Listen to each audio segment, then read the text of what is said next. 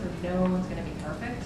Don't look for perfect. You know, we've been doing things for good things for 20 years, and we still make mistakes and still end up in the news. It's also a dialogue. So you're always going to be in the news. You're always going to be in blogs. You just got to stick with your strategy. But one organization that I know is CERES, CERES.org, and they rank corporations on a point-based system. I don't know if any of you are familiar with that. And I'm not that familiar with their certain categories. The companies get certain points. The reason why I know this is they just became ranked #1 in the last survey. So I'm familiar with the rating system, and it seems to be pretty legit.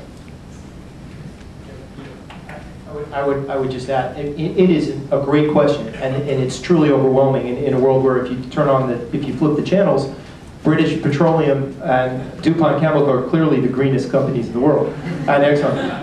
And so this is a worthwhile question and an issue. And in the building industry, as we discussed lead laws and so forth, there are more and more clear guidelines, and even they have a long way to go, and they're probably ahead of other sectors.